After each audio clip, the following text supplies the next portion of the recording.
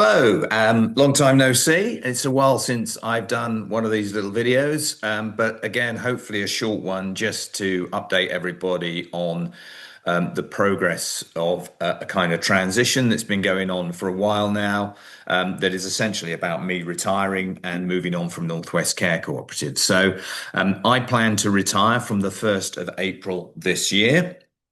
That is a plan that has been on the go for a couple of years now. I first kind of decided or made plans, started to make plans to do that back in December 2023. So it's kind of been a couple of years in the gestation, this transition.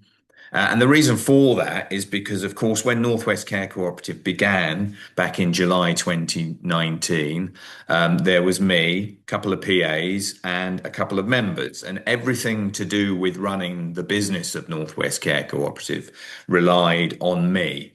And I kind of did everything.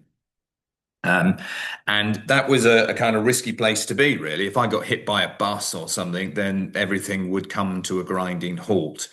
So we were always looking to kind of grow the business and build some capacity around me. And that became particularly important if I wanted to step back and retire. So that's why it's been a transition over a couple of years. So what's happened, and you would have seen it happening over the last couple of years, is we have a kind of structure that supports what we do. And it will look, I mean, it currently looks like this with just one slightly different name. We've been operating this way now for the last sort of year or so.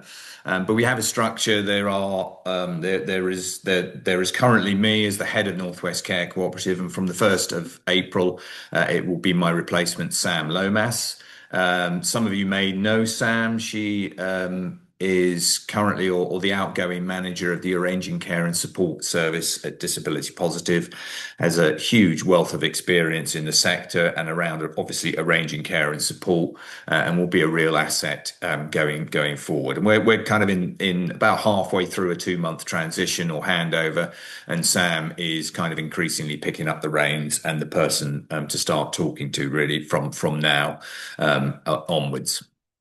And then we have a team of people supporting Sam, who you will all be familiar with.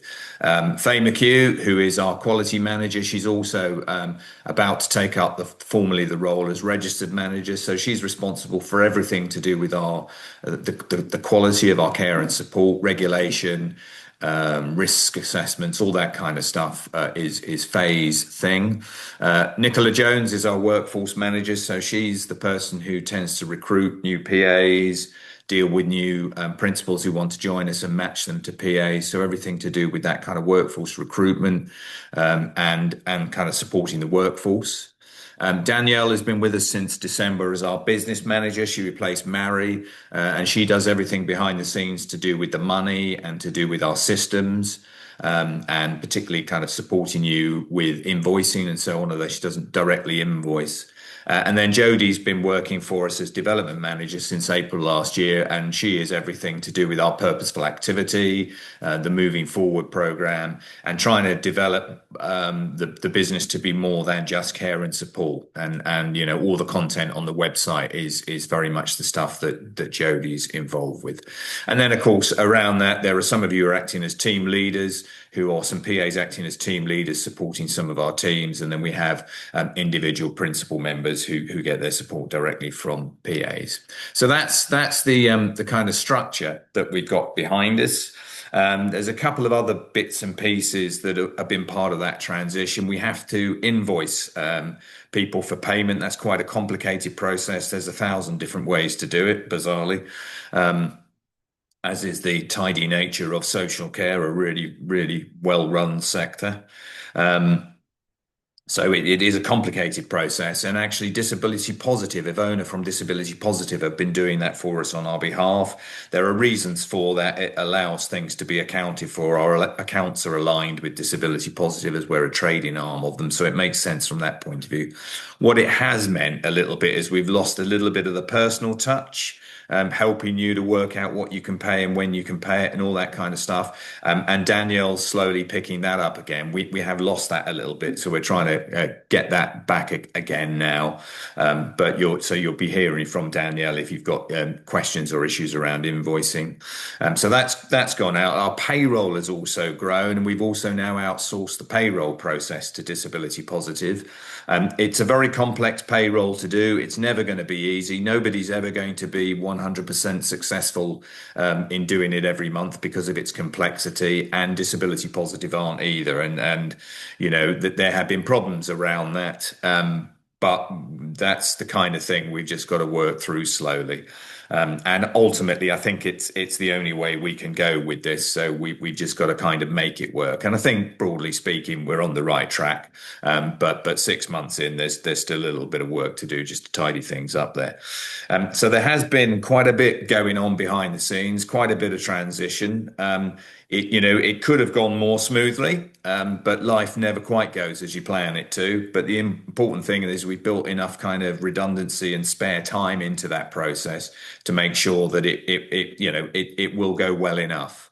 And I'm quite kind of confident of that.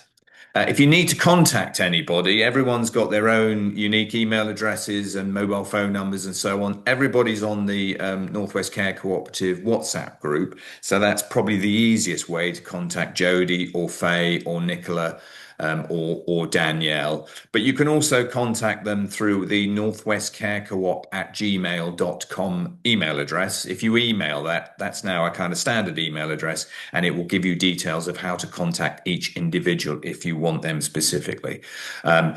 If something comes through to that standard email address, it then gets directed to the individual person anyway. So that's how you can contact people. I'm not going to put all those details on this video in case Jodie decides to put it on the website. I don't want to put people's mobile phone numbers and stuff there. I'll rather that stays within the cooperative on the NWCC WhatsApp group.